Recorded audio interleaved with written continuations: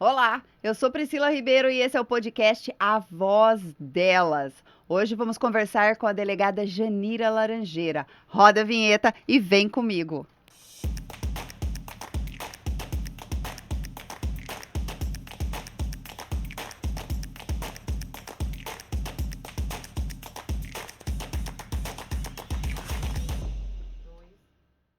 Ela é delegada de Polícia Civil de Mato Grosso com mais de 12 anos de atuação na segurança pública. Pós-graduada em enfrentamento à violência doméstica familiar contra a mulher, possui experiência na investigação de crimes contra mulheres, crianças e adolescentes.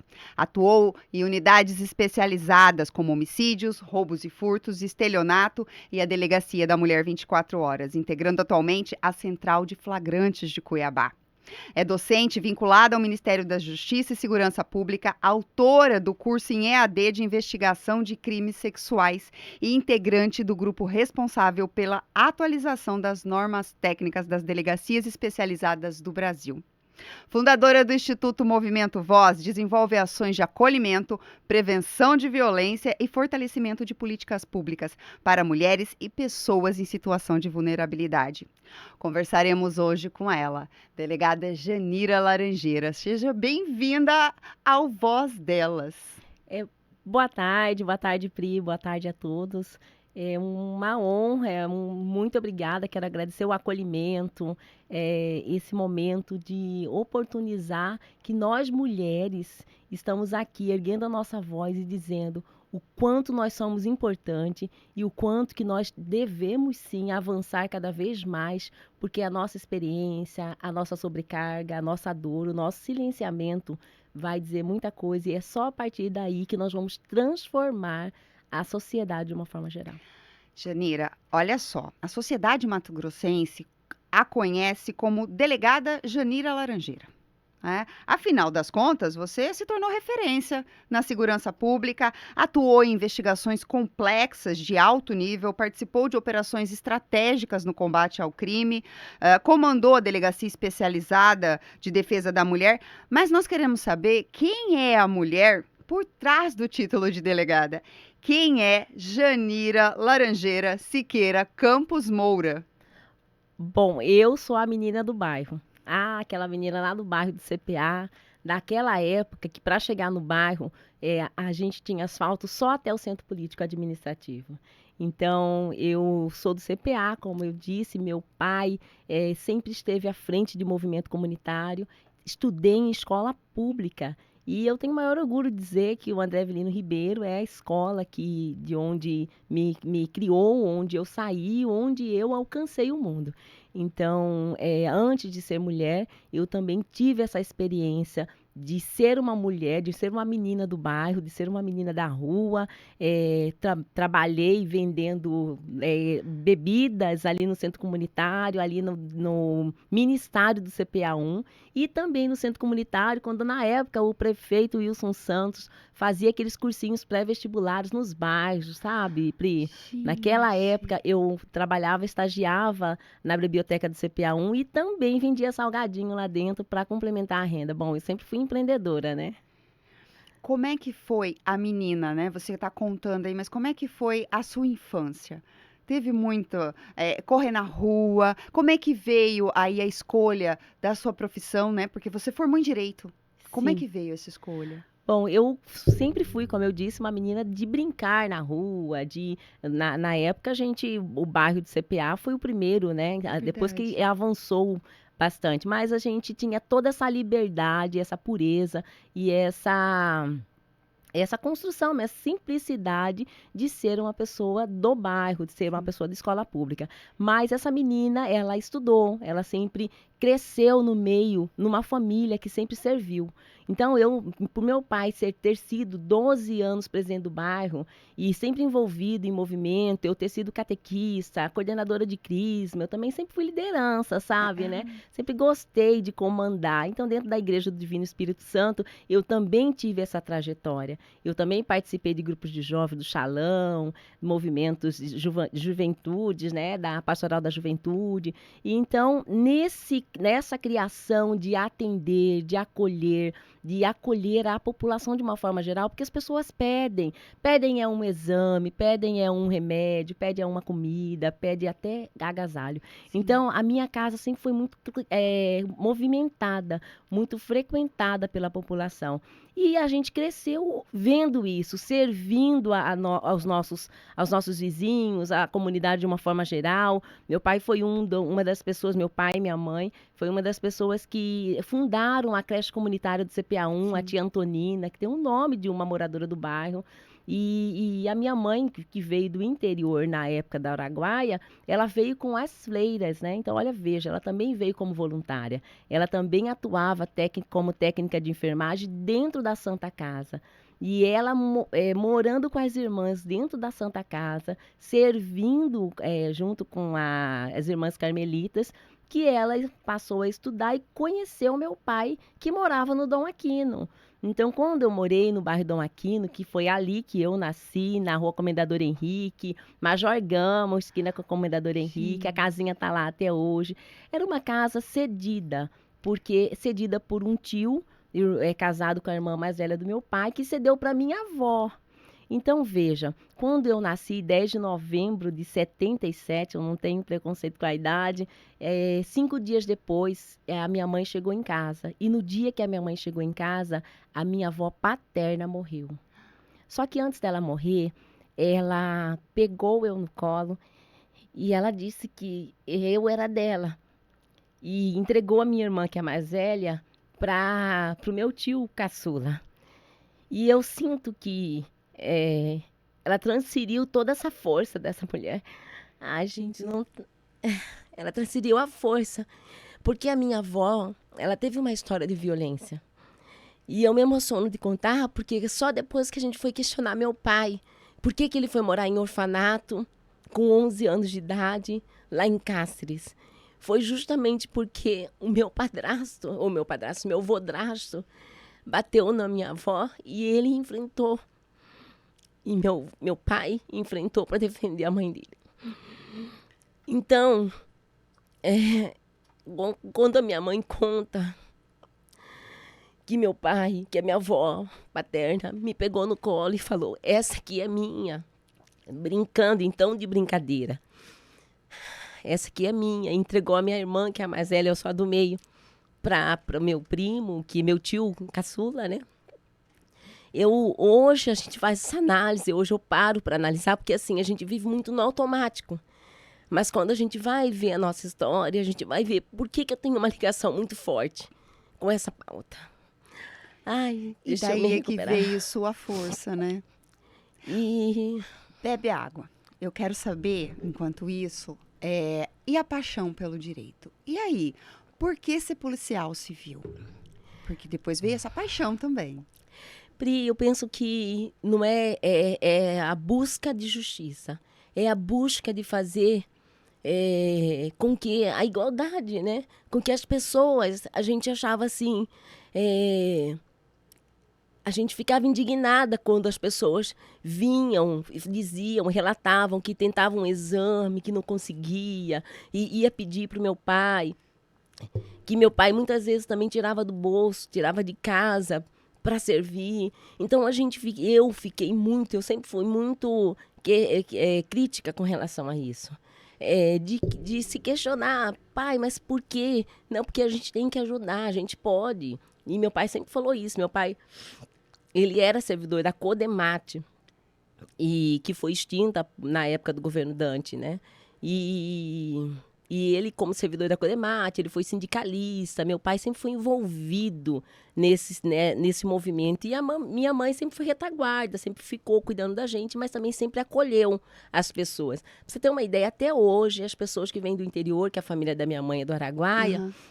elas têm um porto seguro aqui em casa, lá no CPA, meus pais, a gente mora no mesmo lugar, meus pais Sim. moram no mesmo lugar. Então, conviver com esse ambiente nos fez servirmos, nos fez buscar por justiça.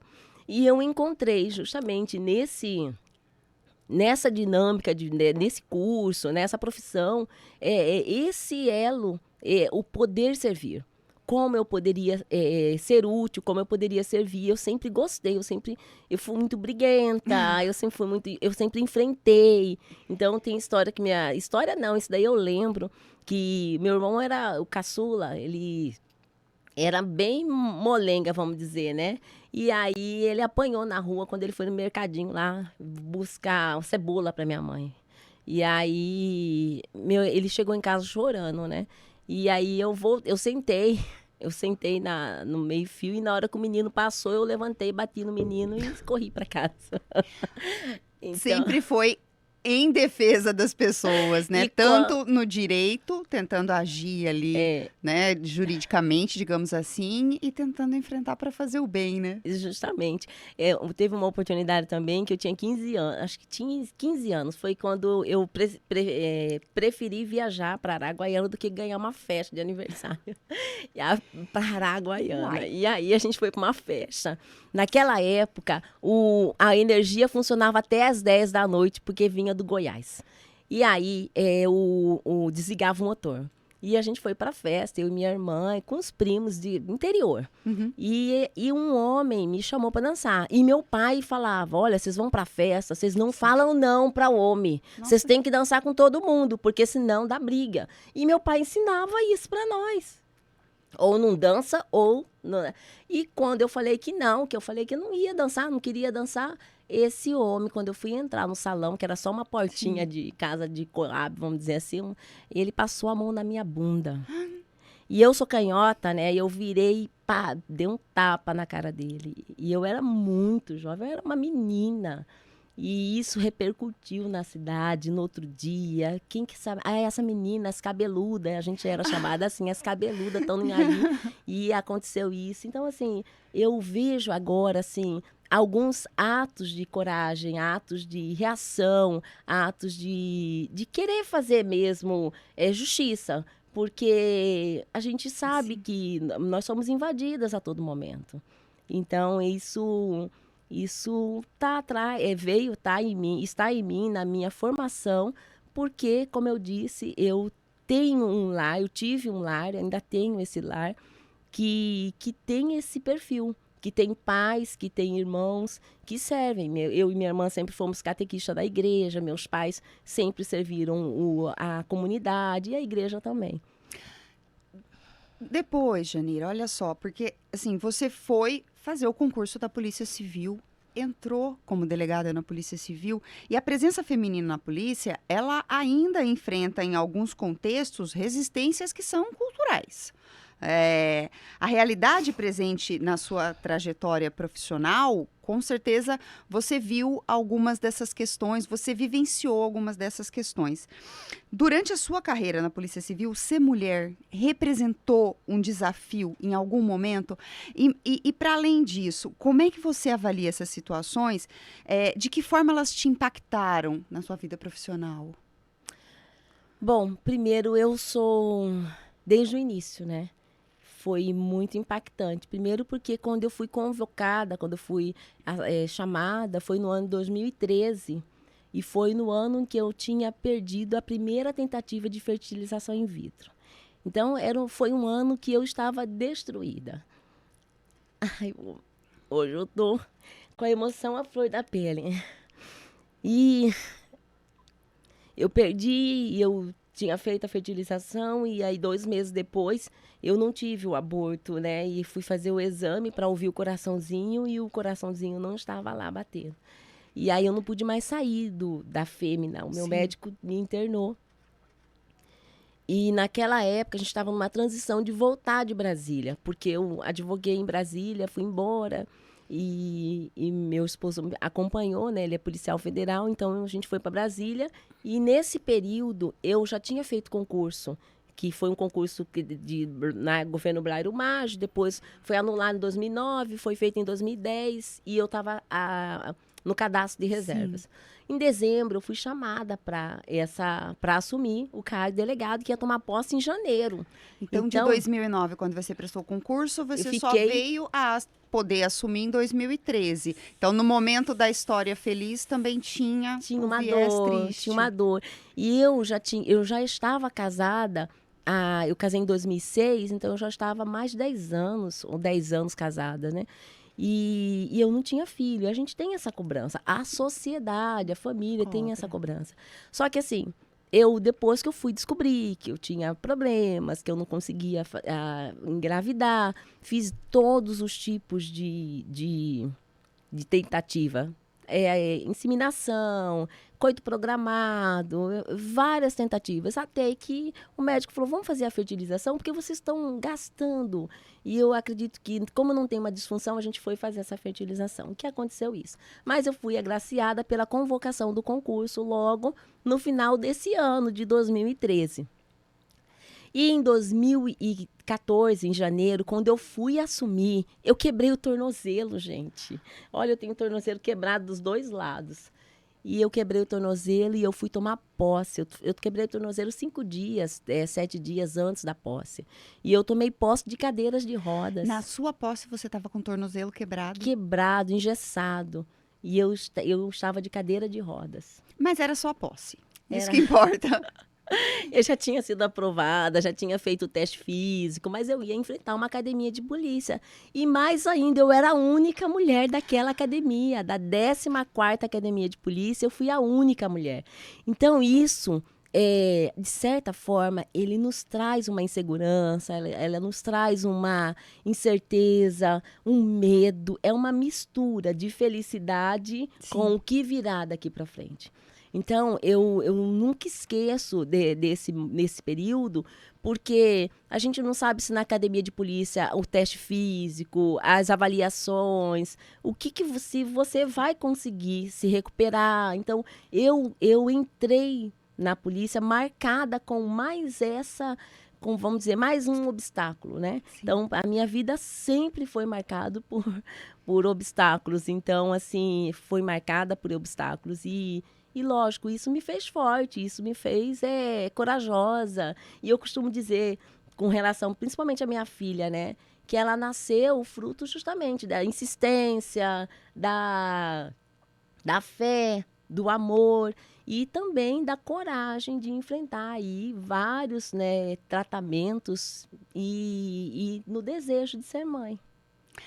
Dentro dessa carreira, você começou a atuar sempre nas especializadas. E durante essa atuação, então aí veio a sua filha.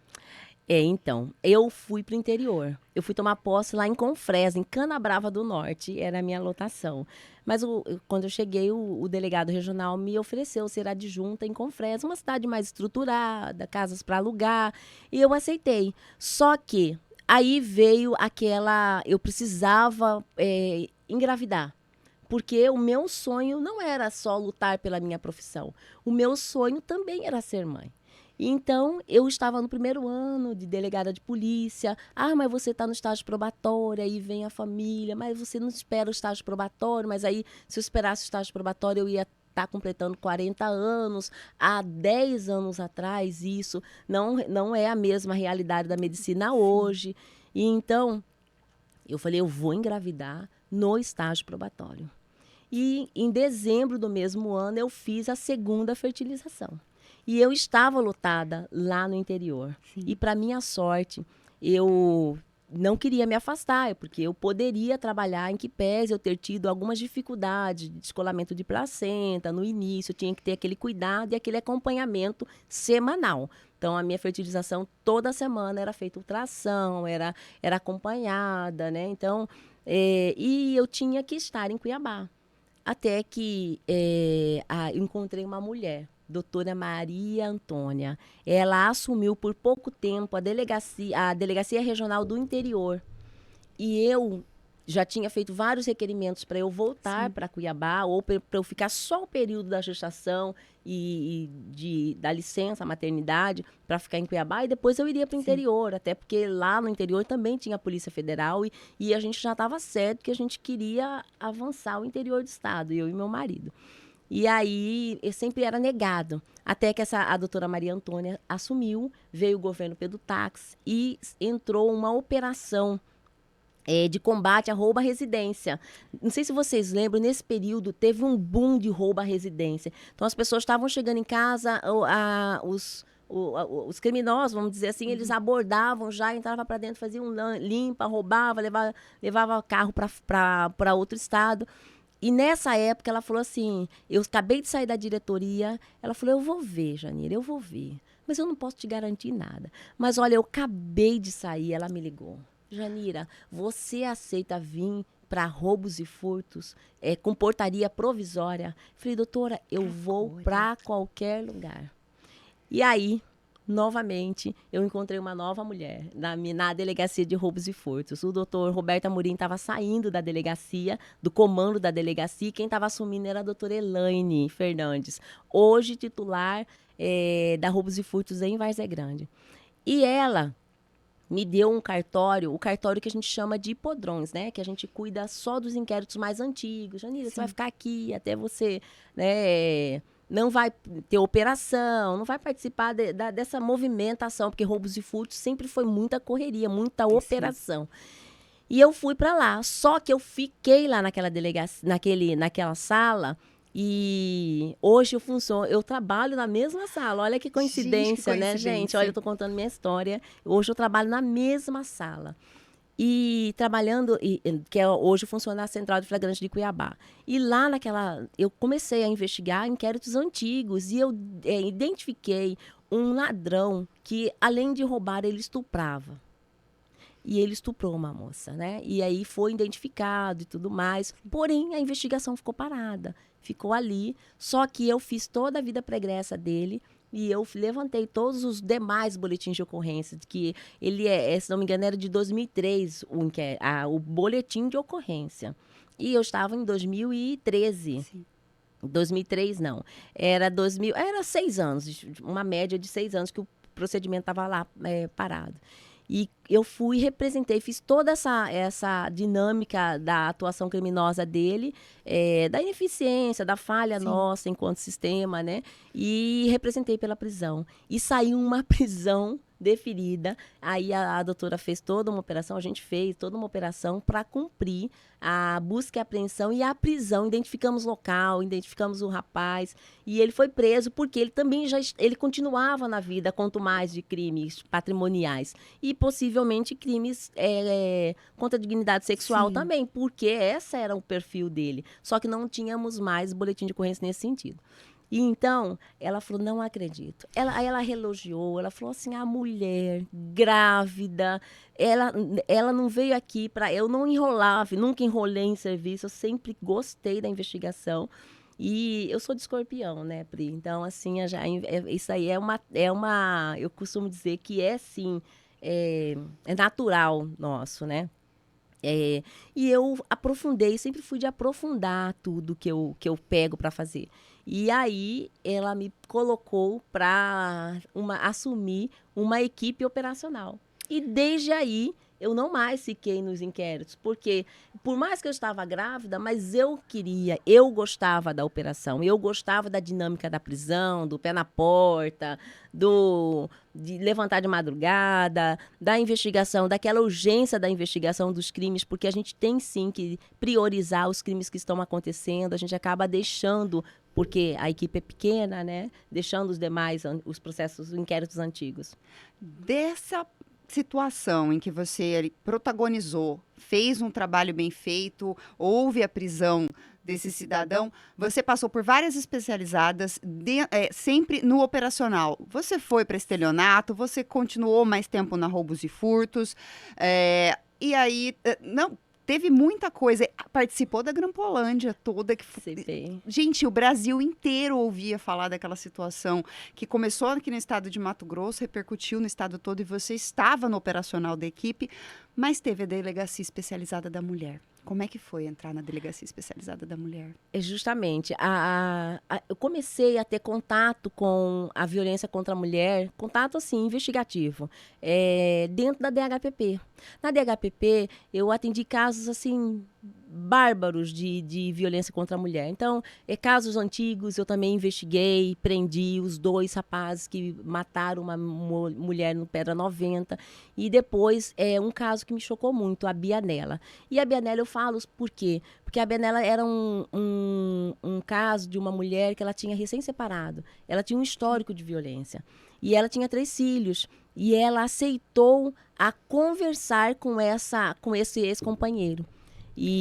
Ou aceitou, ou ele narrou que eles foram conversar. Eles foram conversar no motel e ela morreu no motel. Ela lutou pela vida dela. Então, quando eu fiz aquele local de crime ali, foi assim, chocante. E aí, foi um dos casos que me chocou. E depois eu fui, na pandemia, eu fui para a Delegacia da Mulher, quando abriu a 24 horas, em setembro de 2020. E ali eu permaneci até 2024, final de julho de 2024.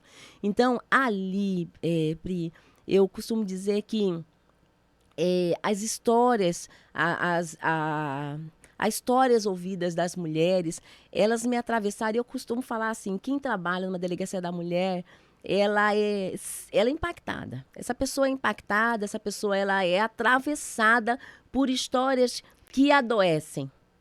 E não é só isso. É quando você começa a identificar a história da sua família, das suas mulheres, das pessoas que circulam o seu ambiente. Então, Acho que isso te fez atuar mais fortemente ainda, né? isso me fez trazer essa pauta como missão de vida, Pri. Eu tenho isso como missão de vida porque não foi só minha avó paterna que meu pai defendeu, né? A minha mãe também conta história dela e da minha avó, que eles eram do sítio. Gente, hoje eu tô demais. Daí é que veio o movimento Voz, Janira? E aí, essa história de silenciamento, de você dormir corrida fora de casa, com criança, e isso daí faz parte da minha história. Isso faz parte da história dos meus pais. Na minha família não tem, meu pai nunca teve isso, né? Muito pelo contrário, assim, a gente não tem briga dentro de casa, mas quando a gente busca, e a minha irmã que faz constelação, ela que fez a gente reviver tudo isso, fez eu entender por que eu tenho esse caminho, a minha irmã. Porque ela foi levantar, ela entrevista meu pai, ela entrevista minha mãe, entrevista os irmãos, meus tios todos.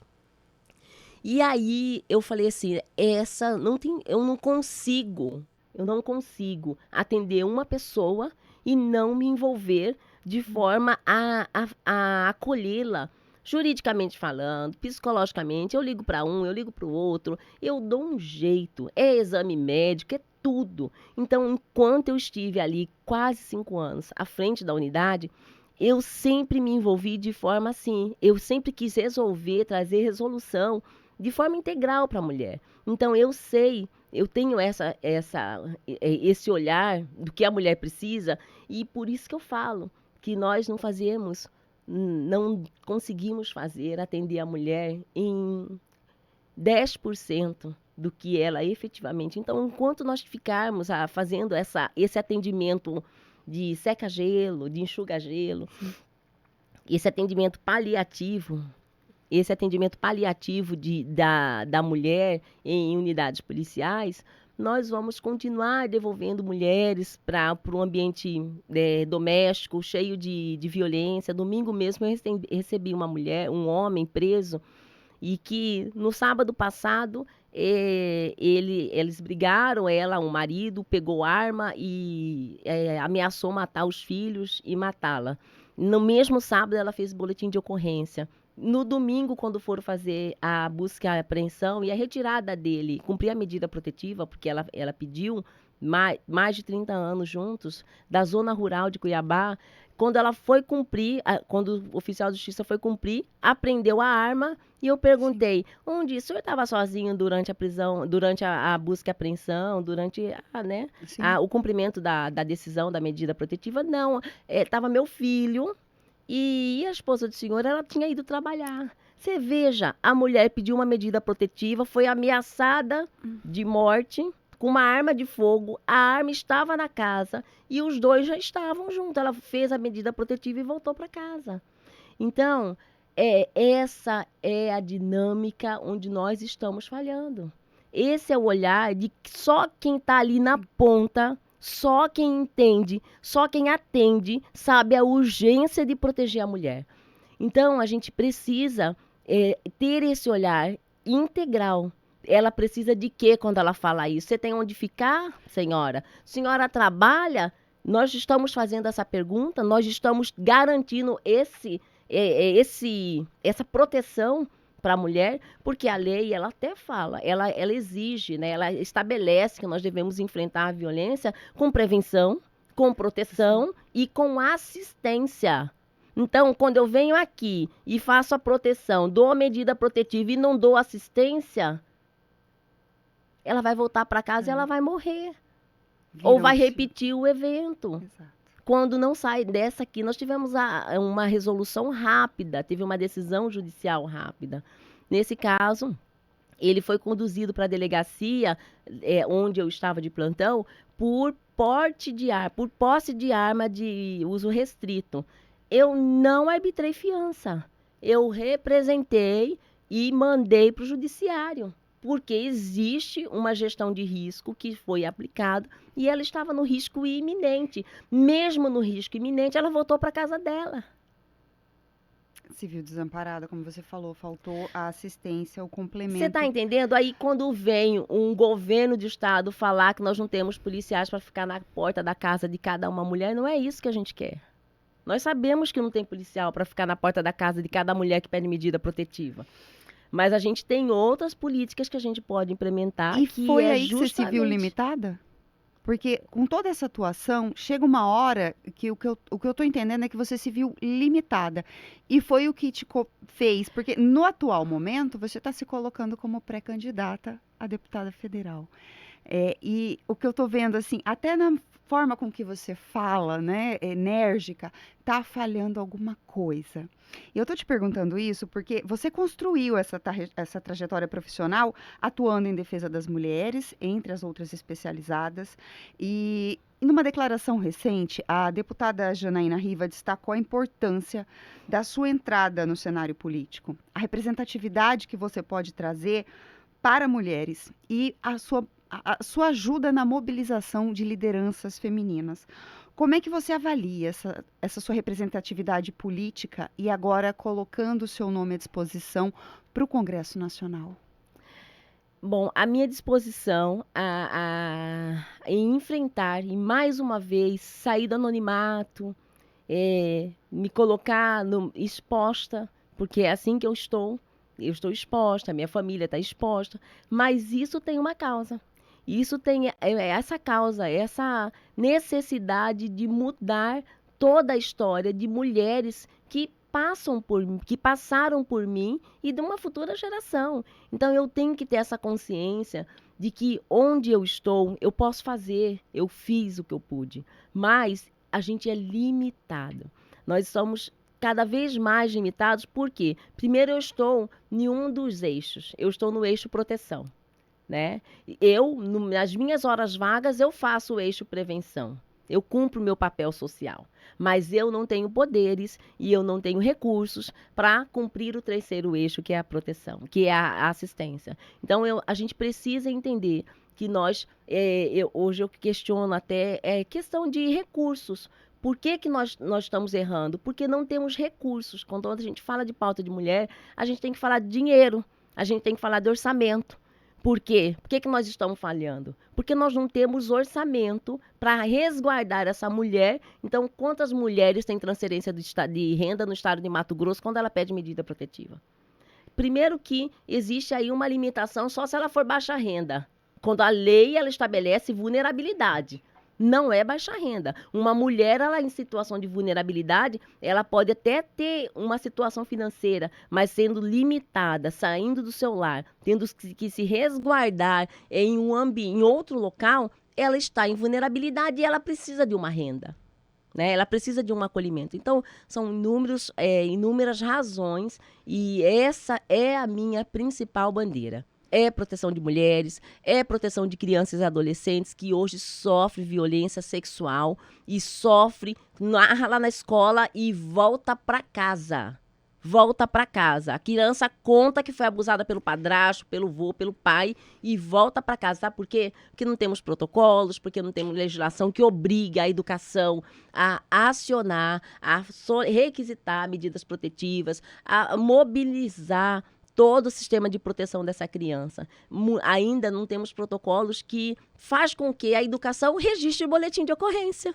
Nós fazemos o quê? Ligamos para um conselho tutelar, para o conselho tutelar que muitas vezes, que muitas vezes não tem, né, essa estrutura, ou então entregamos para o pai, ligamos para o pai e para a mãe e falamos assim, mãe, vem aqui, que a gente tem uma conversa séria para ter com a senhora. Aí a criança, ela é revitimizada, mas você está contando mentira, ela está rebelde, ela está... Então, assim, são vários comportamentos sociais que a gente precisa mudar, mas não é só a cultura, não é só a prevenção. A prevenção é o que nós vamos chamar de a longo prazo, é a solução a longo prazo. Só que nós precisamos de orçamento para fazermos esse curto prazo, que é a proteção e que é a assistência. Isso aqui nós temos que garantir para as mulheres.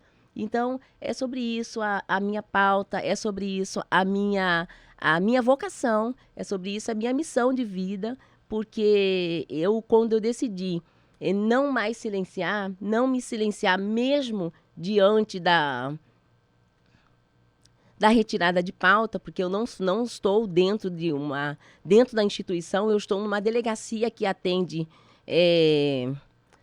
crimes gerais, de uma forma geral, briga de vizinho, TCO, tráfico de drogas, crimes patrimoniais. Eu não estou ali cuidando de mulheres, em tese. Em que pese chegam as mulheres presas porque bateram nos maridos, e quando eu vejo uma situação dessa, é lógico que eu exerço todo o meu conhecimento, todo o olhar com perspectiva de gênero, e eu consigo identificar que quem é a vítima é essa mulher. Mas eu sou sozinha, eu sou única. E eu preciso de estar em outro espaço em que eu consiga influenciar, em que eu consiga legislar, por exemplo, e fazer com que quem está aqui na ponta faça. E não só isso, destinar recurso para que essa ação, ela efetivamente seja garantida. Hoje, você vem colocando aí sua pré-candidatura como deputada federal através do MDB. E a gente nunca pode esquecer que o MDB, ele é precursor em acolher candidaturas femininas. Como é que você vê isso? Até porque você ganhou certa visibilidade, né, após chegar ao MDB. Pri, eu escolhi o MDB não só pelo partido, pela pessoa que está à frente do MDB. A Janaína Riva, ela é uma pessoa, ela é uma mulher. E eu sempre digo, e eu já falei isso para ela. Falei, Janaína, eu nunca poderia destoar do meu propósito, da minha missão, me aliando a homens. A homens que eu vejo que não dá oportunidade, que não dá a voz, que não dá a vez às mulheres. Então, eu procurei a Janaína, fui eu que procurei a Janaína. Procurei ela, falei, mas quando eu a procurei, eu fui acolhida. No primeiro dia que eu estive com ela, nós tivemos uma conversa de mais de 1 hora. Ela falou, Janira, você está no lugar certo, na hora certa, eu preciso, você é a pessoa. Então, eu me senti abraçada, sabe? Eu me senti acolhida, porque foi uma decisão difícil. Foi uma decisão difícil porque é todo o enfrentamento que eu estou vivendo dentro da instituição, dentro do contexto em que eu estou colocada hoje, com todo o meu currículo, com toda a minha contribuição, com toda a minha capacidade, com toda a minha qualificação. E eu decidi virar essa página e ocupar um espaço de um local em que eu sei que eu vou ter mais contribuição, que eu vou contribuir. E quando eu fui conversar com ela, o ano passado, foi esse acolhimento, foi esse abraço. E eu sempre falo para ela, Janaína, você tem esse dom. E que você continue assim. Por quê? Porque a gente sabe que ela sofre. A gente sabe que ela também é silenciada. A gente sabe que ela é colocada de lado, muitas vezes. E eu nunca esqueço dela falar assim, olha, quantos eventos de mulheres, a única deputada mulher e não sou convidada. Então, é sobre isso, não é? A dor dela não é só dela, a dor dela é nossa. E se nós não nos dermos as mãos, nós não vamos chegar longe. Então, por isso que eu decidi o MDB, que tem uma trajetória linda, né, também na Constituinte, que tem toda uma história com Ulisses Guimarães. Meu pai é apaixonado. Meu pai, como eu disse, meu pai é político, né, e a gente... assim, a Janaína é essa força, é essa pessoa que eu decidi caminhar junto, entrar para a vida pública, e eu sei que a minha contribuição vai ser muito válida, porque eu sei também do meu potencial. Janira, a gente pediu para você nos enviar algumas fotos que contasse toda a sua trajetória. A Janira menina, a Janira policial, a Janira mãe, até agora. E dentre essas fotos, uma delas é muito emblemática para você. E eu queria que você contasse a história dessa foto. Eu ali, naquele momento, eu já estava cheia de coragem, resgatada a minha força, resgatada, consciente do meu poder, do poder da minha voz. E eu decidi abrir a minha câmera dentro do carro, na frente da casa dos meus pais, porque eu me dignei quando eu vi aquela publicação institucional em que eu fui cortada da foto, para que enfrentasse a violência de gênero dentro das instituições. Eu acho que não deveria ser eu representada, eu deveria ter um sindicato, eu deveria ter uma categoria de classe que efetivamente defendesse nós. Mas eu não tenho. E quando a gente vai fazer esse enfrentamento, porque eu não procurei responsabilizar ninguém. Eu não quis responsabilizar ninguém. Eu só... Nossa, hoje eu tô muito emocional. Eu só quis dizer que não sou só eu. Quantas mulheres estão passando por isso? Porque eu era a primeira da fila. Aquela foto foi no momento do hino nacional. Eu era a primeira da fila. Porque quem estava do meu lado, Sim. que era o meu chefe, e o do outro lado, do lado dele, era os coronéis, era o coronel Roferi, que subiu ao dispositivo. Então, eu me senti, sim, incomodada. E eu decidi erguer, falar, abrir, falar e ficou, é isso mesmo, ficou por isso mesmo. Causou, eu não tinha a ideia da proporção que isso ia alcançar. Porque essa foto está estampada em todos os cantos do estado de Mato Grosso e acredito que do Brasil também. Só que assim, sabe, Pri, tem situações que acontecem na vida da gente que talvez é agido, é feito para nos silenciar, para nos apagar. E isso só nos traz mais força, isso só nos levanta. Olha, a prova aí é a Janaína Riva. Olha quanto silenciamento, quanto tirada. Ela não foi tirada de foto, né? Mas ela foi tirada não foi convidada. Não deixaram nem chegar lá. Mas ela tá aqui, ó, firme. E hoje eu sempre falo, que se ela se candidatar a governadora do estado, ela será a nossa governadora, porque nós estamos aqui para guerrear, para pedir voto, para ir de casa em casa e para falar, nós precisamos de uma mulher. Chega, nós precisamos de uma mulher. Chega de termos homens decidindo por nós, escrevendo leis por nós, escrevendo protocolos por nós, que não existem, né? Vamos agora aliviar? A gente vai agora para as nossas rapidinhas. Eu vou te fazer algumas perguntas e você vai ter que me responder com a primeira coisa que vem à mente, ok? Tá bom, Rápido. vamos tentar. Vamos lá. Janira, qual que é seu maior defeito? Querer fazer tudo, carregar tudo nas costas. Ai, boa. Uma saia justa. Assédio. Essa eu concordo Assédio. com você. Assédio. Se você fosse um objeto, o que você seria? Olha. Um microfone. Para dar voz? Olha o movimento voz aí. Uma coisa que te dê medo. Ser silenciada. Olha só, agora vem, hein? Mujica de pintado ou ventrecha de pacu? Fritura, né? Uma ventrechinha de pacu deliciosa.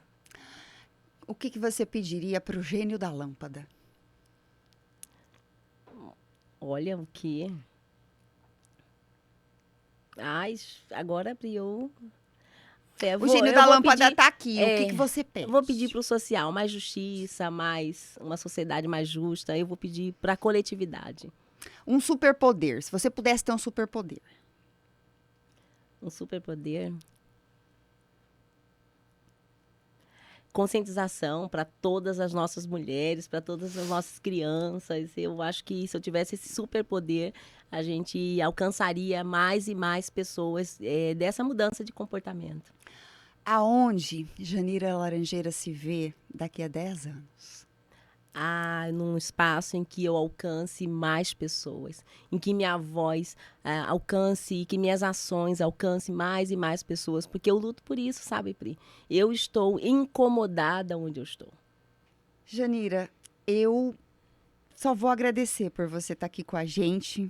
Esse foi mais um episódio do A Voz Delas, que é um projeto do MDB Mulher Mato Grosso. E ter você aqui hoje foi uma honra. Saber mais da sua história foi gratificante demais. Eu fiquei com a voz embargada algumas vezes. Muito, muito, muito obrigada.